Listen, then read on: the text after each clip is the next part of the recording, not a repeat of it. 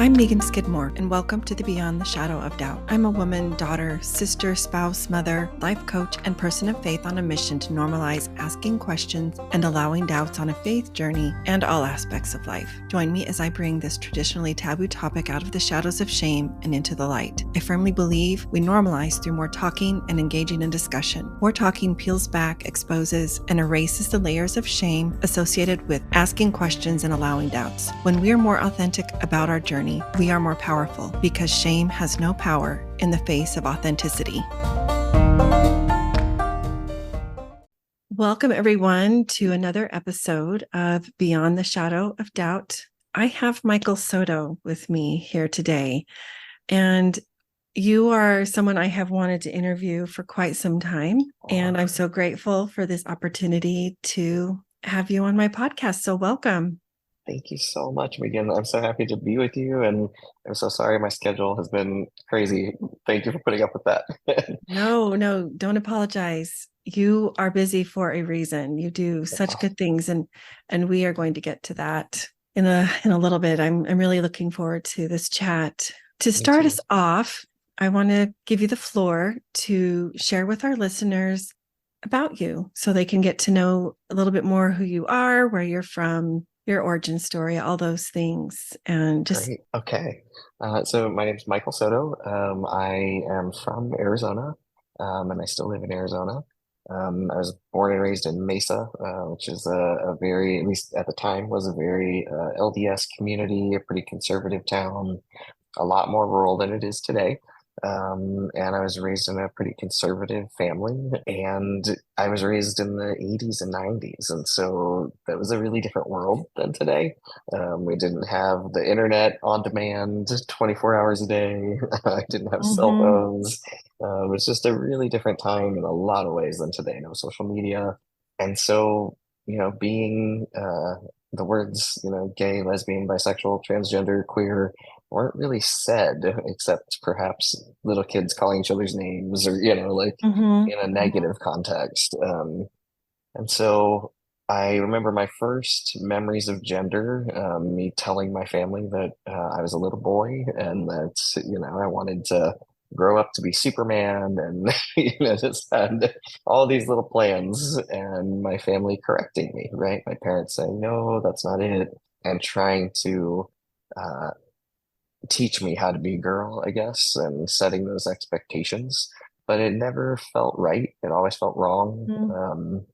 It's a time in my life that I call my drag years now, because it felt like a performance, and it never felt right. It was something where I remember standing in the bathroom, looking at myself and saying my birth name over and over, trying to make it fit. And it just never fit. It just felt so bad. And there's nothing wrong with the name, it just wasn't my name. And so, that was a challenge, but I didn't have language for it. I didn't know how to tell my parents who I am and give them good information because we just didn't have it. And so I did the best I could. I was definitely a tomboy. I played a lot of sports. I hated wearing anything that was even remotely girlish. So Sundays, lots of fights about dresses to church, lots of fights about school wardrobes, it just never worked. In fact, so to get my senior pictures, which was a thing when I was a kid, I don't know if it still is. My mom really wanted senior pictures. I did not want senior pictures because I didn't like, the way I looked and felt and all of that. And my mom had insisted that I had long hair, like for pretty much my whole childhood. I had once convinced my dad to cut it while I was at his house over the summer, and she was very mad about that in third grade. So, it was the best for me because I just looked like a little boy, and so I had the best summer and like the best early fall in school. But to get those senior pictures, I made a deal with my mom. I was like, I will get them, but only if you let me cut my hair however I want to. And so my senior year, I had really short hair, like not Yeah, longer than it is now, but not Sure. terribly. Um, and that was, hard for my parents, I think. They both were always trying to find ways to um, make me feel and make themselves feel like it could still be a feminine haircut, and that was not what I wanted. And then high school graduation, I actually shaved my head bald for the first time. Oh My my best friend goodness. shaved it. Yeah, I was so happy. And it was just sort of me claiming my gender in any way that I could, right? And finding these ways to sort of assert a masculine gender without having the language for being a trans person. Mm. And even littler, when I was really little, in elementary school, I think this was second grade, I had a teddy bear that I loved. And this teddy bear had a white, I was very little as a tiny kid. I'm still not very big. I'm 5 feet tall. Um, so I was tiny in second grade. This teddy bear had a white collared shirt that had little teddy bears on it. And it had a tie, a red tie that went with it. And, they both had teddy bears on them. And I always wanted to wear that. And so I took it off the teddy bear and I would put it in my backpack and sneak it to school and then change once I got to school. And I would wear my teddy bear shirt with the tie and then take it off That is before I so went home. cute. I was real committed to finding ways to express who I was, even under, circumstances where that's just not what you did then. So I went to college. I worked really hard and got a scholarship, got a full ride, and I went to college. And that first year, I kind of felt like, I was just really focused on school. I had always been really focused on school because I was from a poor family and knew that I would have to get Mhm. scholarships if I wanted to go to Mhm. college. Um, so, I'd kind of tucked away. I didn't date or anything in high school. I was not interested in any of that. I was like, what are the activities and academics I need to do to get to college? Mm. Um, and my freshman year, I kind of sustained that and wasn't happy and thought about transferring to NYU. And then instead decided to leave and go to Europe and live in Italy and That sounds just like get a good away. choice. It was a great choice. It was exactly what I needed. It was just I needed distance and I needed to see the world beyond Mesa and Tempe, Arizona, and just experience some things as a young adult, right? And grow up a little bit. And when I came out, well, while I was there, I was visiting the Vatican, and I still didn't have a lot of language for LGBT people, Mm. because it just wasn't, still wasn't really a part of my lexicon. But I was at the Vatican in St. Peter's Basilica, and I decided to spend the day praying instead of, doing other stuff. And I was like, okay, I'm going to sit here and I'm going to pray. And I'm going to pray about how I feel. And I'm going to ask some scary questions of God because I just am not happy. I feel like the life I'm supposed to lead is not the life that I'm leading. And I need something to change. And I've always felt like a different person inside, right? And again, I still didn't have all the language. I didn't know a lot still. Um, but I spent the day praying and received just when I asked God, what should I do? Just received the warmest, most wonderful feelings of like, should it when I was like, should I be the person that I know I am inside or keep doing this thing that feels so fake? And just it was overwhelming that I should be the person that I always knew I was and that I've always been. And I kind of didn't look back after that. So I started trying to learn and figure things out and, try to do as much as Oh. I could. I really learned a lot more when I came back to Arizona, and I met LGBTQ students on campus Mhm. for the first time, met my first trans person, and I still remember this. She was awesome. She was a guest speaker at like a LGBTQ meeting, and I just remember I didn't realize she was a trans person. I just thought she was a very tall woman. Everybody's tall to me, so it's not weird. Did not register at all. And I remember holding the door open for everybody as we were kind of going in, and she stopped.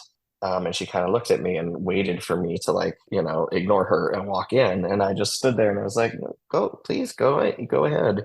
And she Mhm. started tearing up and she kind of like, put her hand on my shoulder as she walked in, and I could tell it meant a lot to her. because she wasn't treated that way a lot, people were mean to her. And For sure. I, yeah, and when she started talking and she said she was transgender and started describing her experience, I had this like light bulb moment where it's like, oh my gosh, there's a word for someone like me. What?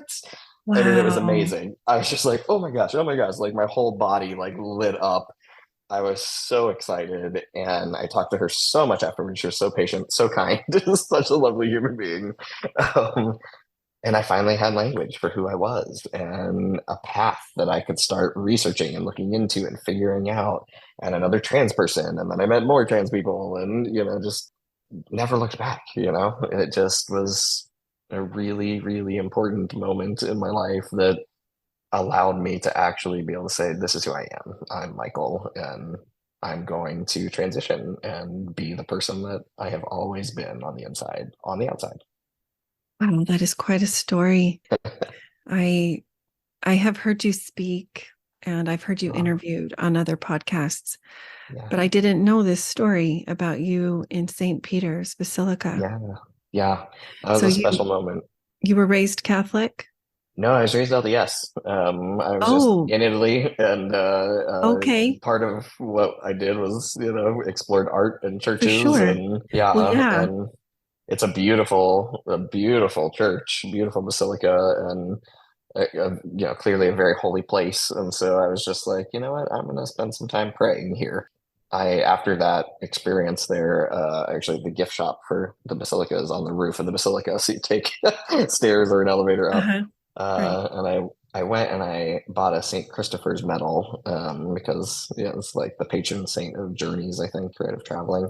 And I was like, well, I'm traveling right now, but also I feel like there's a bigger journey ahead of me. And I wore that specific medal for a long time, and until I lost it. But I also took Christopher as like my transitioning name while I figured out my full legal name, and it's still one of my middle names. So, Wow, that is powerful. uh, I wow, so many things, so many questions I have for you. Thank you for sharing and giving of us that course. kind of nutshell version. It's no way to encapsulate somebody's life in Yeah. 5 minutes. But you mentioned your family, conservative area you grew up in, and the faith that you were raised. A primary goal of mine in starting this podcast is to normalize that we all have questions and we all have doubts as part of a faith journey, regardless of our faith of origin. It doesn't need to be a shameful thing. I Oh, found yeah. that often doubt and questions are seen as not okay, not good, it makes you less than or not as good as. And it means none of that unless we believe it, right? Yeah. Um, I'd like to ask you a few more questions about, Yeah. what role your this identity, this Okay. this process that you were going through that you didn't have the language for, but yet you knew what you felt inside. What role did that play in your faith journey? And Yeah. when questions and doubts came up, how did you navigate those? Um, I think that's such a great question. And it played such a crucial role in my faith journey. I think in part because the LDS Church or the Church of Jesus Christ of Latter-day Saints is so gender specific, right? In terms of sort of everything from the classes you go to on Sunday to the Yeah. roles you play within the church and family and society. And so those things never fit for me. And it was always like wearing the itchiest, most awful sweater or like clothing that you could Yeah. wear, where you're just constantly irritated and frustrated, and it hurts and it was uncomfortable, and it never fit for me. And so I was constantly pushing against it. And because of that, I had a really hard time developing any sort of faith or relationship with God that wasn't just superficial, right? I was like, oh, this is what I'm supposed to do. But because there was a barrier between me and God, right? There was a barrier between me and a truly spiritual existence because it didn't fit and because it was so just wrong for me, right? Those expectations of girlhood and future womanhood and all of those things, right? And that was present all the time, especially in church. And so I had a very, very hard time in church. It was not something that I ever felt connected to as a child. I actually insisted, I refused to go anymore once I got, there's at a certain age group, kind of when you hit puberty, they segregate the boys Uh-huh. and girls in terms of Sunday school Okay. and activities and all sorts of things. It's very divided. And I mean, my mom was so excited, my dad was so excited, and I was Yeah. like, absolutely not, I'm not going to do this. And I stopped going to church. I just couldn't develop a relationship with God through that in that way. And it felt so Mm. wrong. And I'm not good at lying. I'm not good at faking things. I'm not good at pretending. Yeah. If something doesn't feel right for me, I just don't do it. And that's always been true. And so I just stopped going. And that was really hard for my family. It was really hard for my parents. They did not understand. They were very upset. And I just focused on sort of secular life, right? I just focused on excelling in school, excelling in sports, excelling in, sort of in like student government, right? I was like, okay, I'm just going to be the best I can at this thing that feels reasonably okay or okay enough, and that I know that I have to excel at to get to freedom as an adult. And it didn't really feel okay. It was, oh gosh, the fights my mom and I had about dances. My mom is adorable. I love my mom. She lives with me now. She's the best and one of my heroes. She's amazing. She taught me a lot about being a strong person, about being a loving person. Um, but she had a really different childhood than I did. Girl fit her. Mm. Woman has always fit her. Mm. Mom fit her. Like she loves all of that about her Mhm. life. And she wanted me, she was a cheerleader. She went to all the dances and had all the boyfriends and, like it just had a lovely time.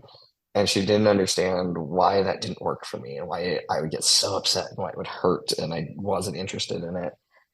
That was really, really hard just because we had such different experiences in Yeah. terms of that. But something that's really lovely about my mom, now she doesn't refer to me as my through my dead name or the wrong pronouns or anything like that. And she talks about me even in my childhood as being a little boy.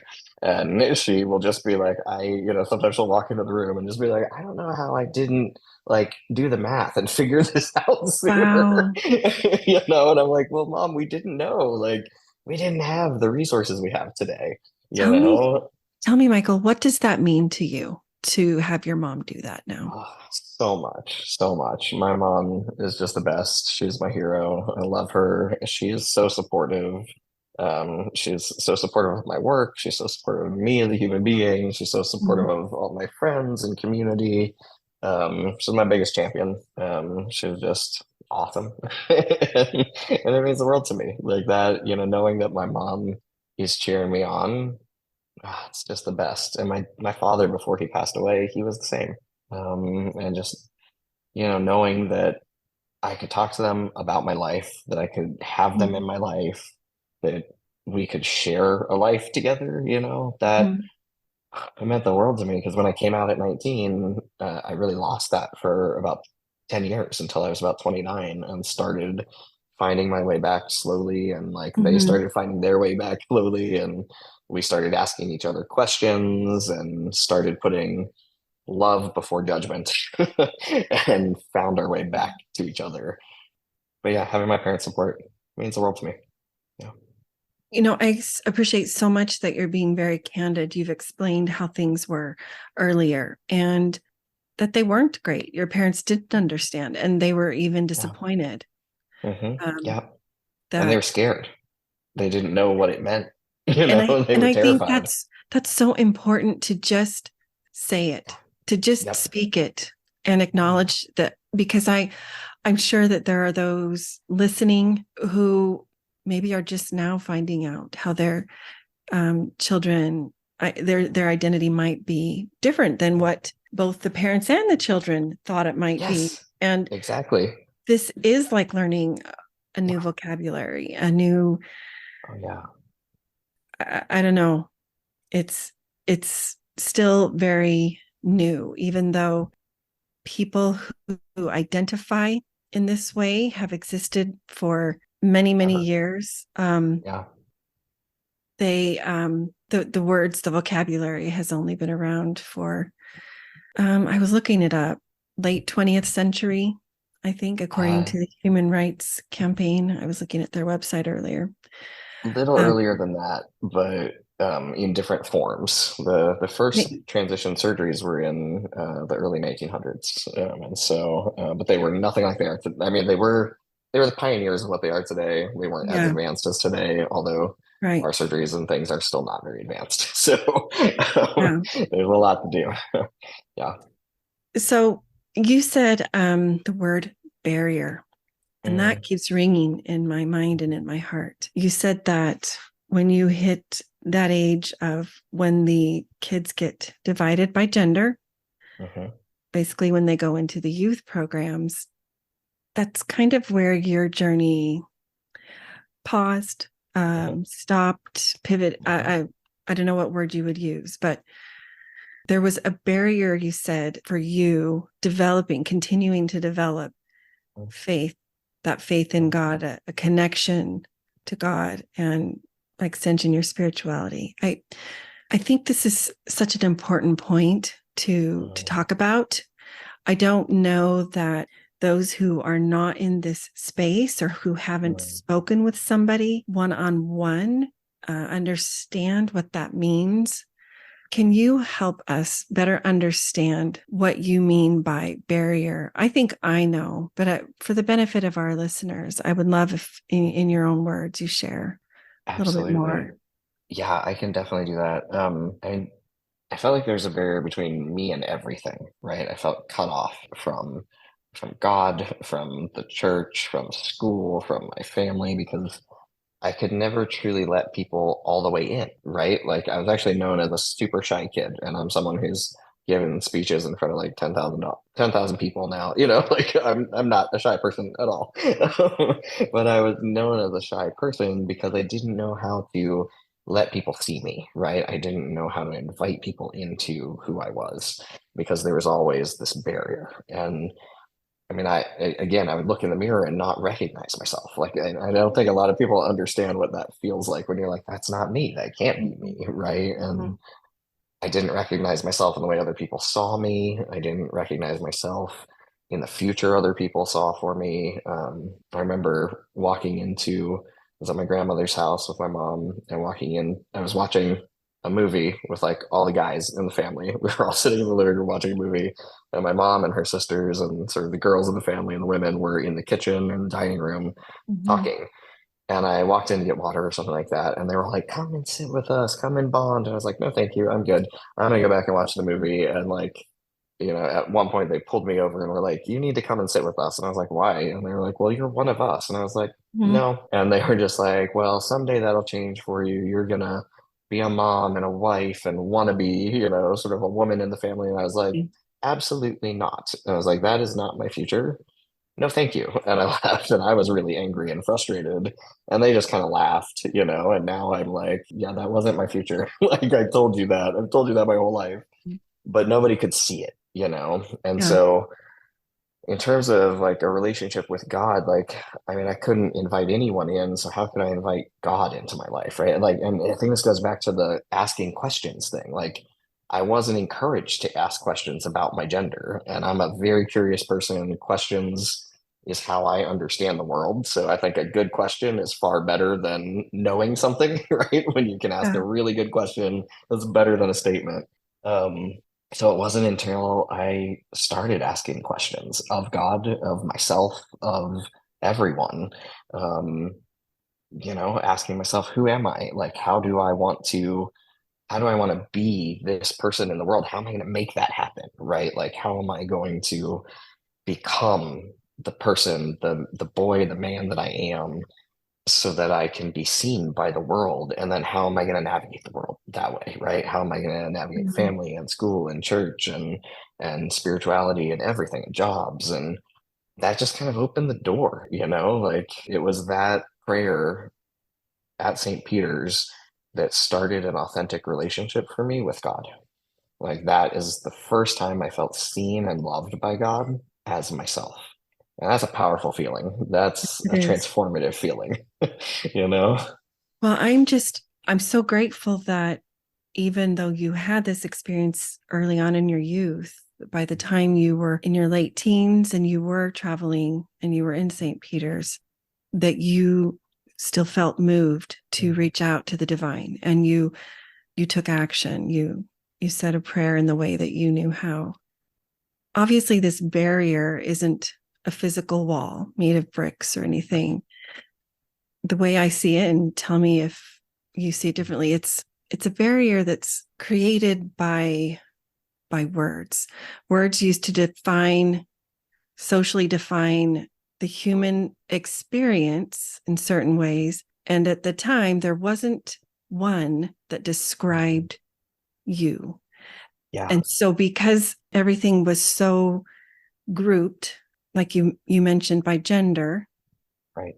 there really wasn't a place, a defined space for you to feel comfortable Yeah, acting, being, speaking, living, existing in a way that felt truly aligned for you.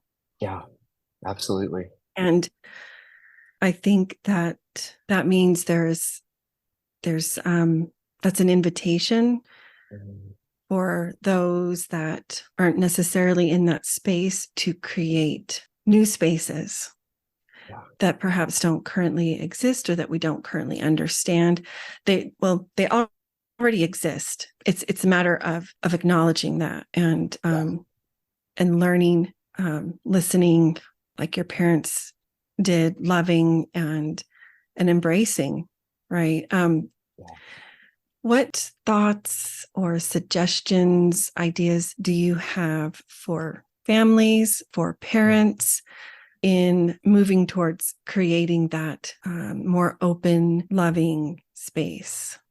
My best advice to parents is always do what you know how to do best. Love your kid no matter what. Make sure they know that, they feel it, and they see it every day. And then help them. Parents are really, really good at helping their kids understand the world by asking their kids questions, by helping them see a trajectory through their life that results in a healthy adulthood, right? And a happy life and all of the things that they dream of. And so I'd say do those things that you know how to do as a parent, right? When a little kid says to you, I'm going to be an astronaut when I grow up, and you sit down and say, that's great, honey. Tell me more about that, right? How are you going to get there? Do you want to go to Mars? Like, what school do you want to go to? Right? Like, there's just a million things that as a parent you can do to support that child in their dream, even if it's not what they ultimately become. Maybe they don't become an accountant or an astronaut, but an accountant, right? Or whatever it is. But you can, when they're passionate about being an astronaut, you can put them in summer camp that has something to do with space or engineering, or, you can do all sorts of things. And so I'd say do the same thing for kids if they come out as trans. Like if your kid comes out and says, mom and dad, like I'm struggling with gender stuff, like I think I might be trans. I want to talk to you about that. Then just, give them a big hug, tell them you love them, you will always love them, and then say, let's talk about it. What does that mean to you? What does being trans mean for you? What's important for you, right? Where are you feeling uncomfortable in terms of gender? For me, my hair was a big one, right? I was made to have told that I needed to have long hair and not allowed to cut it. And that was very upsetting and frustrating for me, right? So we're clothes, like dresses, not okay. Skirts, hated them. And so just being able to sit down and figure out what those pain points are for your kiddo, for a kid that you know in your life, as a parent or a kid in your family, because that can go a long way to alleviating some of the immediate pain, right? And helping kids in a safe way understand their gender in a way that feels supported and loved and where they feel cared about and safe. And that's what we really want, right? That's what we want for kids. We want them to feel supported and safe and loved and like they can figure out who they want to be as adults, in a safe way as children.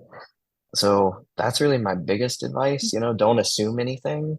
There's no one way to be trans. There's also no one path to transitioning or to being a trans person. And as a society, transitioning people medically is new, not socially. We've had trans people in the world since as early as 7,000 BCE. That's our first evidence of trans people. But visible in the way we are today, it is very different, right? We are much more visible as a community. We've got language like we've talked Mhm. about. We have transitions socially, legally, medically, and those things are relatively new. And so I would say when you get there, take it one step at a time. Just there's no rush. As long as you Yeah. are supporting your child, they're going to get through this, and they're going to feel loved and supported. So one step at a time and just love that kid and be a great parent like you know how to be. So, for those that are newer to the space, can you just briefly share the difference between social, um, Yeah. medical, and the And legal? legal. Yeah.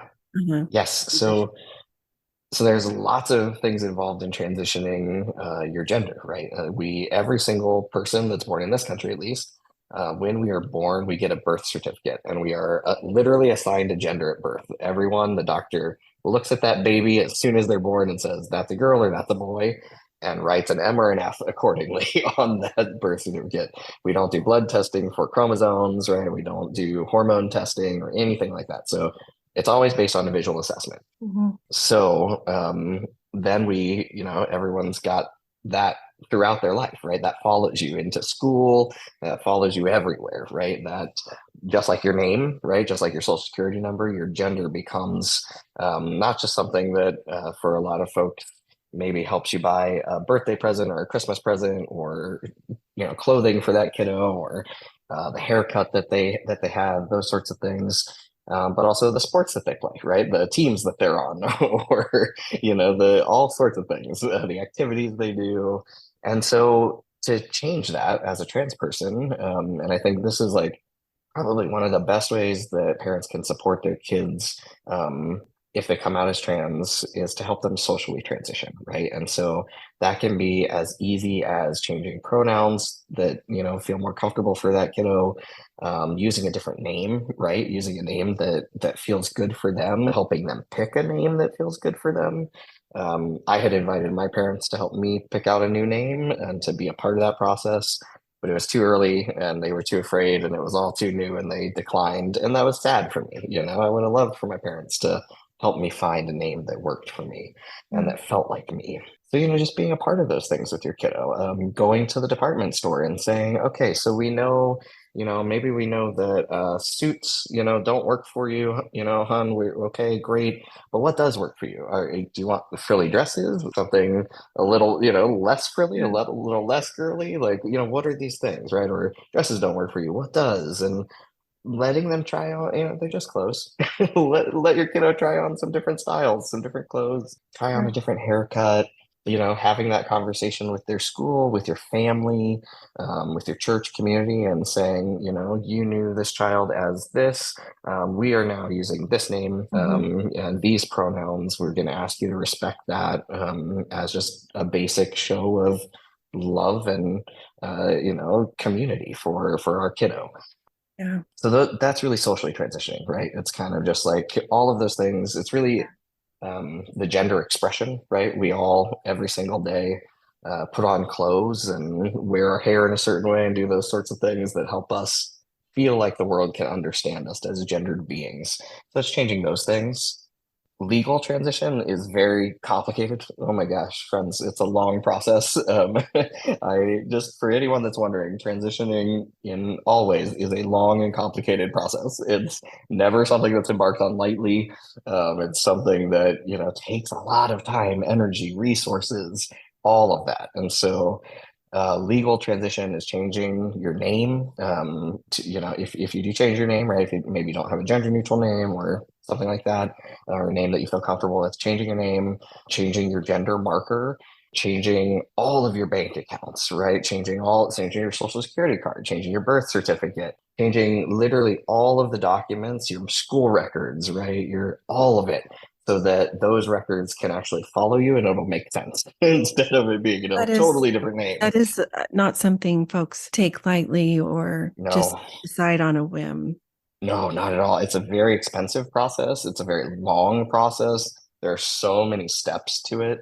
You have to Mhm. go in front of a judge for a lot of it, right? And you have to say, this is who I am, and hope that that judge says nice things instead of saying mean things and allows you to do that. And so it is a very long process. It takes a long time. It's exhausting. It's just, I mean, literally anything that has your name on it or your gender marker, you have to change. And any work record score, contact former employers if you're old enough, or schools, or it's a lot. The bureaucracy, it's that part. Yeah. And then medical transition, this is different for everybody because all of our bodies are different, right? We all have different medical circumstances. We all are different people. And so medical transition can be anything from puberty blockers for young people, and that typically is best. It's seen, well, one, we don't have a lot of research on puberty blockers. So this is transgender healthcare in general needs a lot more research, because we haven't had the same kind of resources dedicated to our holistic and whole health. And so I want to see medical trials, right? Real research, a transgender medical specialty, right? I've always known more about my healthcare than my doctors. And that's upsetting, right? Then my doctor should know more about my healthcare. And so puberty blockers, which are typically for a shorter time, right? Because those are only meant to be, they were developed for precocious puberty to only delay puberty for 1 or 2 years, really. And then hormone replacement therapy, which we call HRT for short. For someone like me, I'm a transgender man. I was assigned female at birth. And so I take testosterone still once a week. I do an intermuscular injection in my thigh. And as a result, I have a beard and a receding hairline, as you can see, and a deeper voice, um, different musculature, all that sort of stuff. So that's for trans women or trans girls, it's estrogen, right? It's female hormone therapies, and you can do shots, you can do gels, you can do pills, that sort of stuff. So it's taking medicine, but lots of us have a thyroid condition, which I also take. I take daily medicine for that. So it's just a part of life sometimes. And then there are surgical options. So the surgeries, the hormone therapy, and the surgeries, what they do for trans people like me is they allow us to change our biological sex to the greatest extent possible that medical science allows at this point, right? That medical science has discovered, so that our bodies and our sex can align with our gender identity, so that we feel whole in our gender. Mm-hmm. Yeah. So thank you very much for just being very specific. Yeah.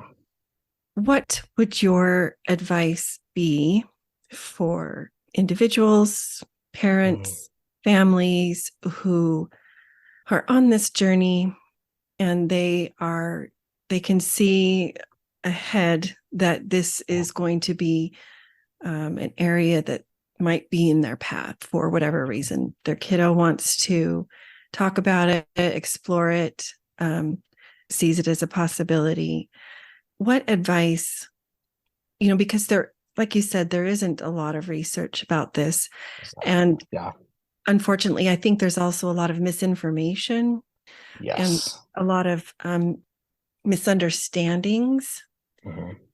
What would be your advice for them to, proceed, I guess? Yeah.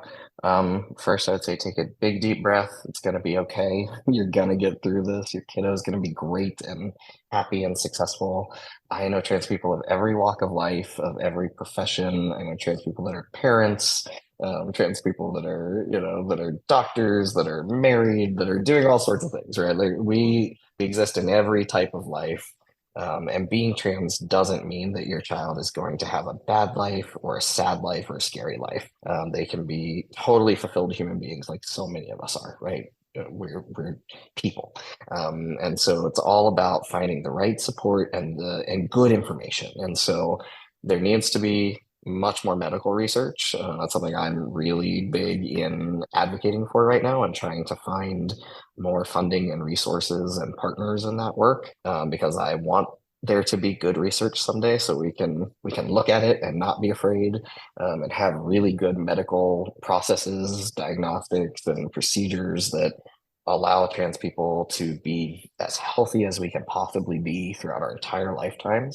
Um, while we get to that, I would say do research about the source that you're looking into, right? Make sure that you are reading and listening to and researching from experts, from people who understand what transitioning is, and people who are trying to create the best outcome possible for trans kids and their families. We do live in kind of an odd time where being trans has become an issue that people on the far right and the far left are using to sort of create political tension, right? To create some strife. Last year, we had more anti-trans bills than ever going through state legislatures. And, call me silly, but I think that every human being, no matter our gender identity, it should be ourselves, our families, and our medical professionals that are making medical decisions. That's, I don't need the state legislature involved in my thyroid healthcare any more than I need them involved in my gender identity healthcare. And so I'd say research, make sure you're looking at good resources, people that have your well-being in mind, and take it one step at a time. It's just because your kiddo comes out to you today doesn't mean that you need to get them on puberty blockers or hormones or have surgery the next day. In fact, that's just not going to be the process. It's not how it works. It's never how it works. And so you want to take it one step at a time in partnership and in that parental role with your kiddo, because you're their parent.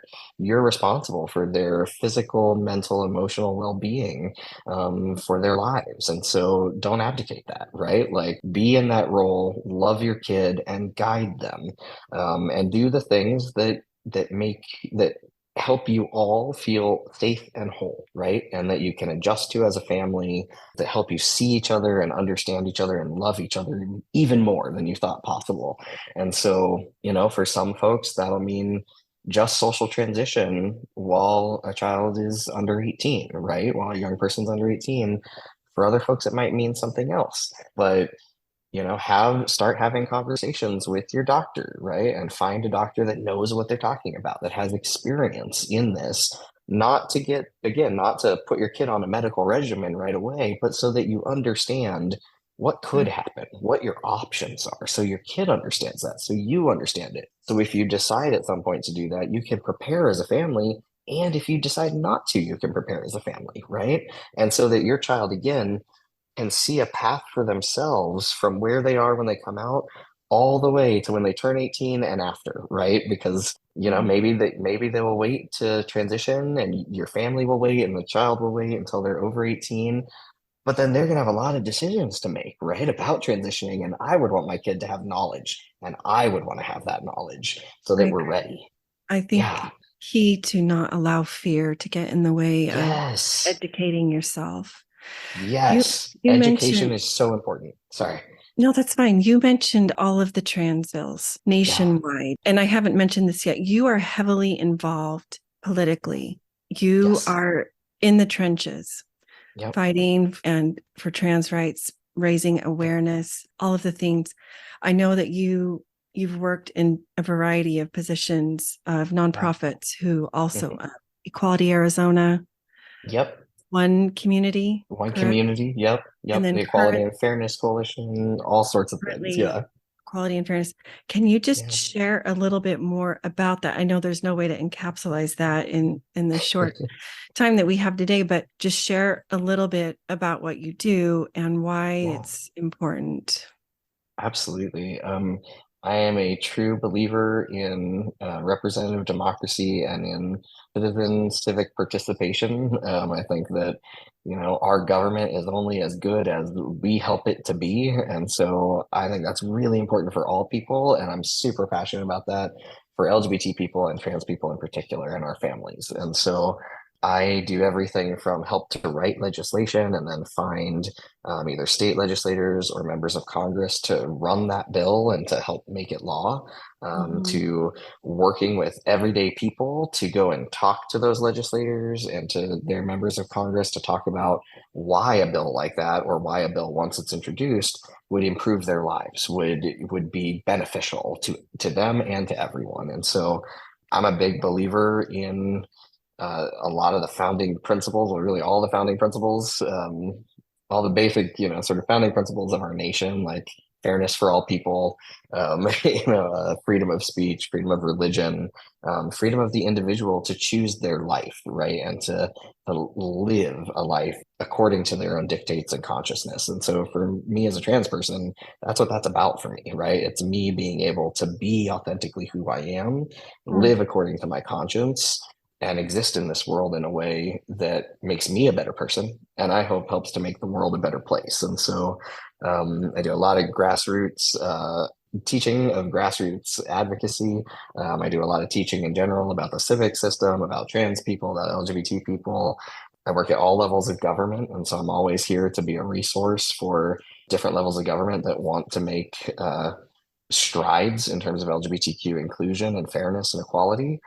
I work mostly in red states. I really love working in red states. I think it's a lot of fun, in part because it requires coalition building, right? You can't just work with one party. You've got to work with lots of different people from lots of different walks of life and build a strong coalition. So I love doing work that brings in the faith community, right? That brings in the LGBTQ community, right? That brings in all kinds of different communities to work on the same thing. I love it when that happens. And so that's what being American is, right? We don't have to live like each other to respect each other and to support each other's lives and rights. And I deeply believe in that and love the work that I get to do because of it. Yeah, speaking of combining efforts of a faith community, a civic community, and all the Yeah. communities, I interviewed Councilwoman Julie Spilsbury earlier this year. Ah, I Um, love her. Highly recommend episodes 35 and 36, but I know that you were a pivotal part of the work Oh, that she shared about in my interview oh, with her. And that was an amazing example of cooperative work in the city of Mesa, Arizona. yeah. Any Feel free to add anything about that specific bill and that work that you all worked on Yeah. together. Oh my gosh, that was one of the highlights of my career because I'm from Mesa. And so Wow. being a Mesa boy and getting to work with the councilwoman and work with the mayor, like just getting to do this work together to make Mesa a place where everybody can have a job, right? Can have a home, can be a part of public life. That was so meaningful to me and beautiful. And I mean, the mayor is a Republican, Councilman Spilsbury is a Republican, right? Like this was not an all Democratic city council, and I love that because we get to sit down and say, what are our values? What do we care about as human beings? And then how do we write a law that makes those values real, right? Where we respect everyone, where we are advancing the civil and human rights of LGBT people and advancing First Amendment rights for all people, right? Like how beautiful is that? I mean, it's just the best kind of work for me because you get to help everybody, right? And you get to make those beautiful ideas that our nation's founded upon real for every single person. And so I love working. I loved working in Mesa. I still love working in Mesa. The councilwoman is one of the people that I respect the most in life because she didn't have to do this, right? She didn't have to vote for the non-discrimination bill. And in fact, she had every reason to not, because it didn't affect her family and she had a lot of pressure from a minority of loud constituents to not support it, but she was brave and she knew it was the moral, the ethical, and the right thing to do. Yeah, And she's a just like hero for you me. and just like you followed your heart in St. Yeah. Peter's Basilica Yes. Julie shares about how she absolutely followed her Yes. heart in supporting Yeah. that bill. Yeah. She's just amazing. Yeah. Mm.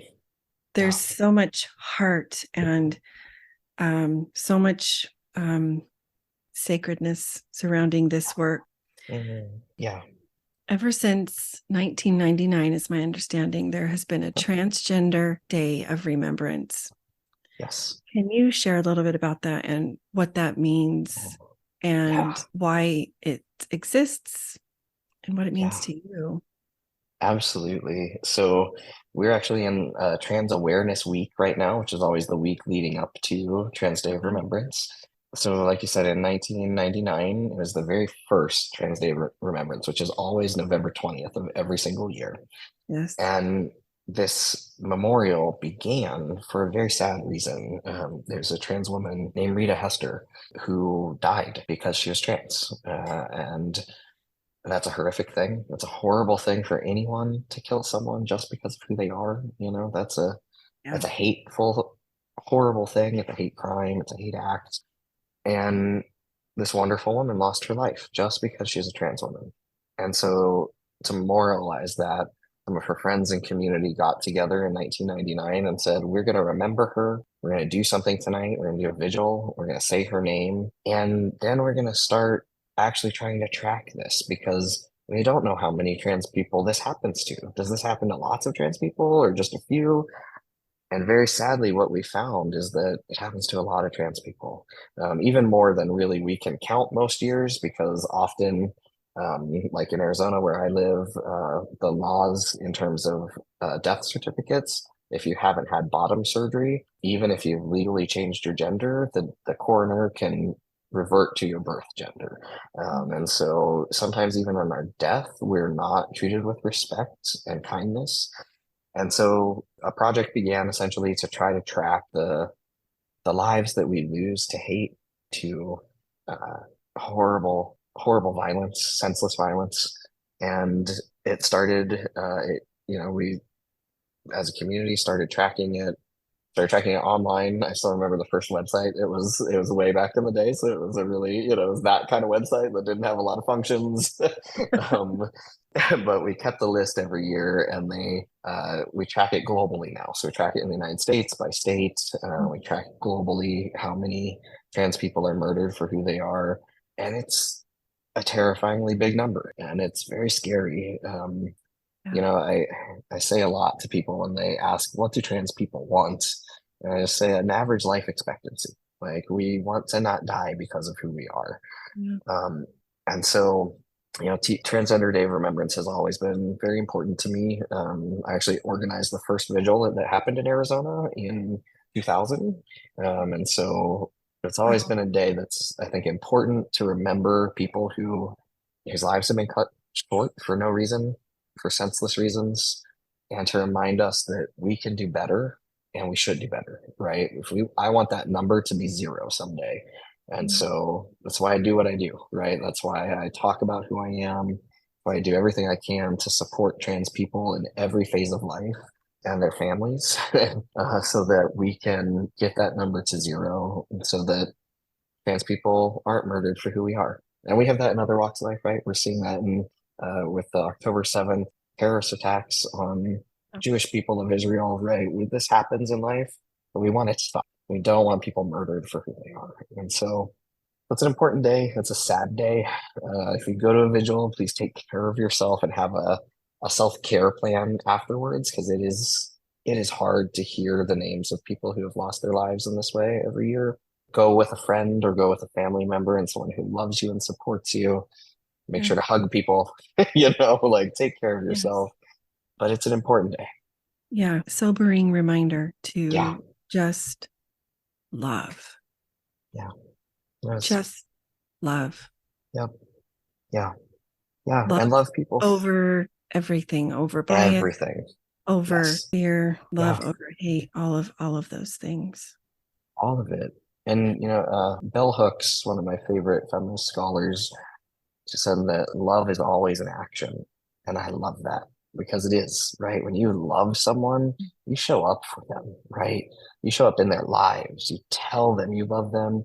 and then you show them. And so it's a good day to show trans people that you love them and show Definitely. everybody that you love them. Yeah. I am so amazed and appreciative of all of the wealth of information you have offered today. Thank you so much for your time. I know you are stretched. It took a few times for us to make this interview happen. So thank you. Thank you. A question I like to kind of wrap up with all my Yeah. guests is it's kind of a jumping point from the title of my podcast. What does it mean to you to live beyond the shadow of doubt? Oh my gosh, that's a great question. For me, what that means is to live fully committed to being who I am every single day and fully committed to what I feel I'm called to do. The work that I'm called to do in the world, the love that I feel called to give my family, my friends, and community. It means showing up every day with a commitment to that and reminding myself how lucky I am to get to be who I am and do that kind of amazing work and be in relationship with the people that are in my life. I'm very blessed. I live an incredible life. And, for me, being a trans person is a blessing from God.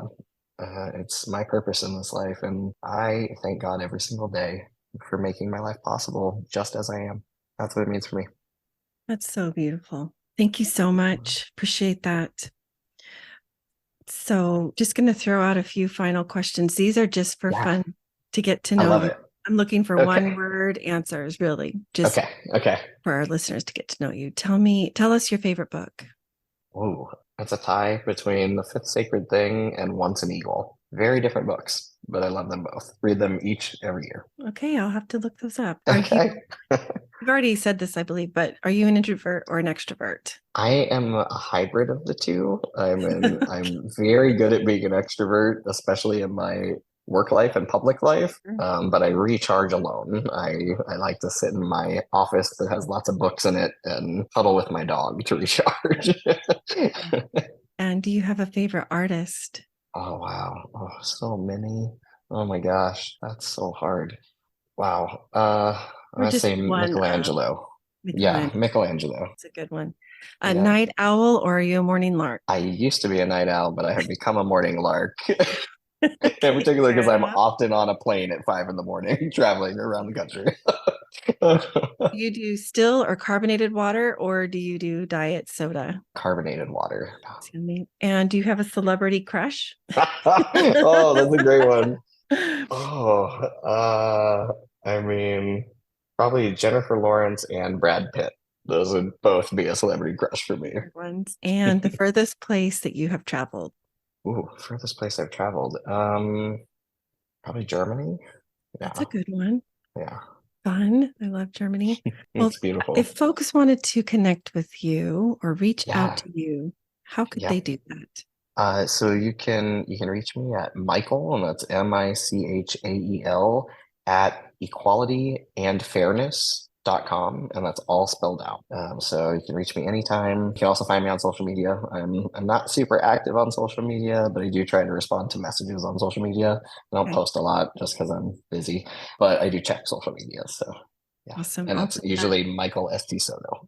I will put that in the show notes. Michael, it has been Yay! just wonderful. Such a pleasure to Wow. have this chat with you. Thank you again. Thank you. And thank you for being so patient and working with my schedule. Of And course, I love always. the work you do. Thank you for doing what you do Thank in you. the world. And thanks for having me. Absolutely.